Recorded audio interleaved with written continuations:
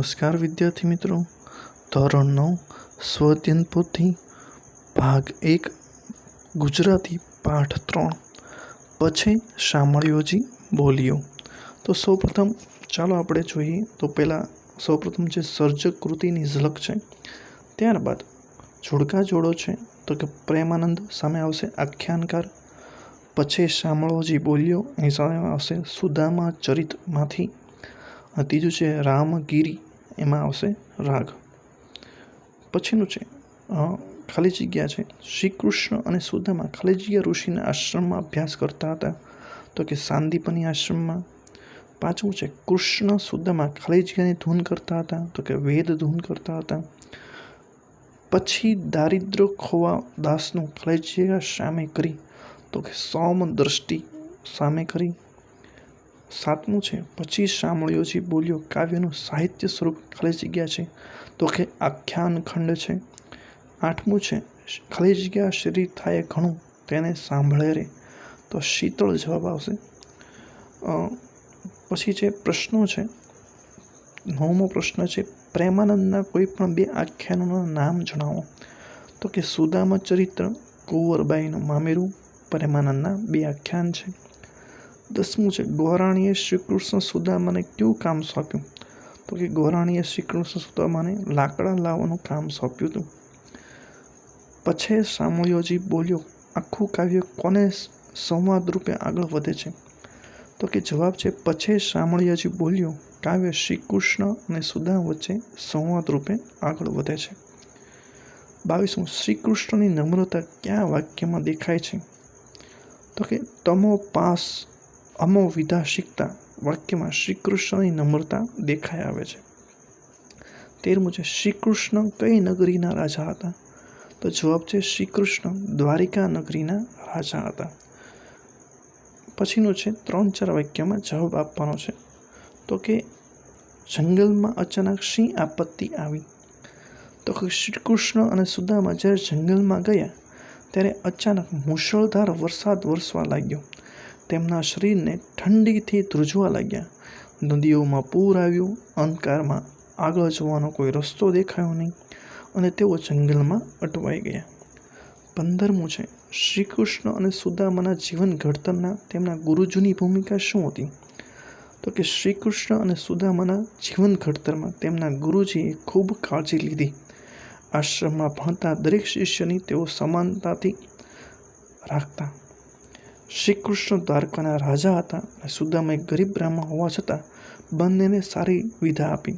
તેઓ જ્યારે જંગલમાં ફસાયા ત્યારે તેમણે તેમની બહુ ચિંતા કરી હતી. 16મો પ્રશ્ન છે નીચેની પંક્તિ સમજાવો. તમો પાસ અમો વિધા શીખતા તમને સાંભળે રે, હું ને મોટો કીધો મહારાજ મને કેમ વિસરારે રે. આવી પંક્તિ છે, એ પંક્તિ આપણે સમજાવવાની છે. પ્રથમ પંક્તિમાં શ્રી કૃષ્ણ સુદામા પાસે વિધા શીખતા હતા અને એ વાતનો એકરાર કરે છે. સુદામાએ એમના પર કરેલા ઉપકાર માટે શ્રી કૃષ્ણ કૃતજ્ઞતા વ્યક્ત કરે છે. બીજી પંક્તિમાં સુદામા જણાવે છે કે શ્રી કૃષ્ણ આમ કહીને અમને મોટા કર્યા છે. શ્રી કૃષ્ણની આ મહાનતા સુદામા પ્રત્યે તેમનો વિનમ્ર ભાવ દર્શાવે છે.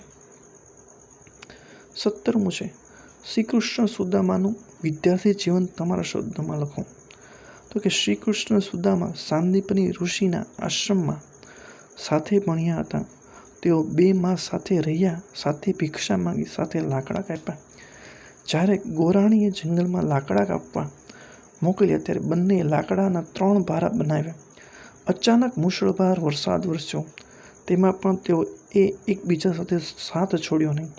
શ્રી કૃષ્ણએ સુદામા પાસે એ વાતનો એકરાર કર્યો કે સુદામાએ જ એને વિદ્યા શીખવી હતી. તો સુદામાએ વિનમ્ર ભાવે અને કૃષ્ણની મહાનતા ગણી. શ્રી કૃષ્ણ અને સુદામાનું વિદ્યાર્થી જીવન સ્નેહ અને ગાઢ મિત્રોથી વણાયેલું હતું. પછીનું છે 18મું મિત્રતાનું મહત્વ વિશે 8-10 વાક્ય લખો, તો કે મિત્રતા જીવનનો એક સુંદર અને અભિન્ન ભાગ છે. સાચા મિત્રો આપણને સુખ દુઃખમાં આપણી સાથે ઊભા રહે છે. તેઓ આપણને પ્રેરણા આપે છે અને મુશ્કેલીઓમાં આપણો સાથ તથા સલાહ આપે છે. સાચા મિત્રો સાથે આપણે આપણા મનની વાત ખુલ્લીને કરી શકીએ છીએ. સાચા મિત્રો એકબીજાની આર્થિક કટોકટીમાં પણ એકબીજાને મદદરૂપ થાય છે. પછી વિભાગ સી છે, વ્યાકરણ વિભાગ છે. તો સાચી જોડણી શોધો. એમાં નળાખ્યાન, સાંદીપની અને કાષ્ટ આવી રીતે લખાય છે. વિશેષણના પ્રકાર જણાવો. એમાં પહેલું છે સંખ્યાવાચક, બીજું છે ક્રમવાચક, ત્રીજું છે ગુણવાચક. 21મું છે સમાનાર્થી શબ્દ લખો. તો સાથરેનો થશે ઘાસની પથારી, ખાંધ થશે ખભો, પહારો થશે લાકડાની મોટી ભારી, દાસ થશે સેવક અને સોમ એટલે ચંદ્ર થશે. 22મું છે રેખાંકિત શબ્દોના સમાનાર્થી શબ્દો લખો. તો નેહ એટલે સ્નેહ અથવા હેત, ભિક્ષા એટલે ભીખ અથવા યાચના, ભ્રાત એટલે ભાઈ, લાજ એટલે શરમ, મર્યાદા, માન, મેહ એટલે પુષ્કળ વરસાદ થશે. પછી છે રેખાંકિત શબ્દોના વિરુદ્ધાર્થી શબ્દો લખો. તો કે નાનપણ તો એનું થશે મોટપણ, રાત તો કે દિવસ, ઠંડા એટલે ગરમ, દૂર એટલે નજીક એમ થશે. પૂર્વ પ્રત્યય અને પર પ્રત્યય દેખાડવાનું છે. તો આમાં પૂર્વ પ્રત્યયમાં આવશે વિજ્ઞાન અને અભિષેક, પર પ્રત્યયમાં થશે શામળિયોજી, નાનપણ અને સામાજિક. વિદ્યાર્થી મિત્રો, જો તમને અહીંયા સુધીનો વિડીયો ગમ્યો હોય તો ચેનલને લાઇક અને સબસ્ક્રાઈબ જરૂર કરજો. હવે આપણે આગળ જોઈએ છીએ. તો શબ્દ સમૂહ માટે એક શબ્દ આપો. તો કે સામલાની ધારે વરસતો વરસાદ, તો કે મુશળધાર. ગૌરની પત્ની એટલે ગૌરાણી. રેખાંગી શબ્દોનો સમાસ ઓળખાવો. 26મું છે. તો કે સુખ દુઃખ આવ્યું એટલે દ્વંદ્વ સમાસ છે. બીજું છે મુશળધાર એટલે કર્મધારી સમાસ. સોમદ્રષ્ટિ એટલે કર્મધારી સમાસ આવશે. મહારાજ એટલે કર્મધારી સમાસ છે. અને રણછોડ એટલે ઉપપદ સમાસ છે. નીચે આપેલા શબ્દોના લિંગ ઓળખાવો. તો ભિક્ષા એ સ્ત્રીલિંગ છે, ખોડ એ નપુંસકલિંગ છે, ધૂન એટલે સ્ત્રીલિંગ છે, ગોરાણી સ્ત્રીલિંગ છે અને આપત્તિ એ સ્ત્રીલિંગ છે. પછીનું છે રેખાંકિત શબ્દોનો ધાતુ પ્રત્યયને લગાવી નવો શબ્દ બનાવો. તો કે જાગવું ને રણ અને શોધવું, આ બંને તમારે તમારી જાતે કરવાના છે વિદ્યાર્થી મિત્રો. હવે આપણે આગળ જોઈએ 29મું. નીચે આવેલા શબ્દોનો ધ્વનિ ઘટકો છૂટા પાડીને લખો.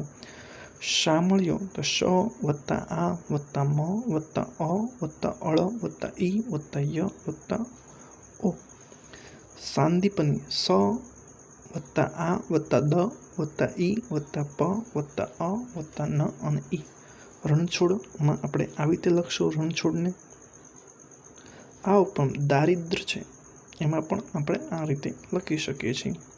30મું છે નીચે આપેલા વાક્યોમાંથી સર્વનામ શોધો. આ પણ સૂતા એક સાથે તને સાંભળે રે. તો કે એમાં સર્વનામ છે આ પણ તને, અને બીજું છે તમો પાસ અમો વિધા શીખતા તને સાંભળે રે. તો તમો અમો અને તને એ સર્વનામ છે. પછી છે આપેલા કાવ્ય પંક્તિ સમજાવવાની. શેરી મિત્ર 100 મળે, તાળી મિત્ર 1, જેમાં સુખ દુઃખ પામીએ તે લાખોમાં એક. તો આ પંક્તિ આપણે જોઈએ તો આપણા જીવનમાં ઘણા લોકો મિત્ર બનીને આવે છે. શેરી મિત્રો 100 મળે એટલે કે આપણને આસપાસ કે શેરીમાં મહોલ્લામાં સરળતાથી ઘણા મિત્રો મળી જાય છે.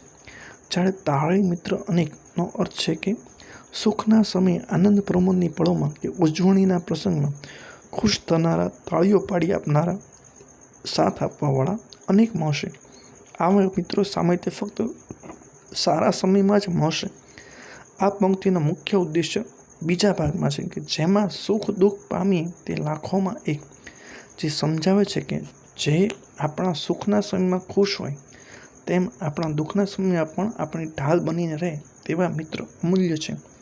આમ સાચો મિત્ર એ છે કે જે દરેક પરિસ્થિતિમાં આપણી પડખે ઊભો રહે તે છે.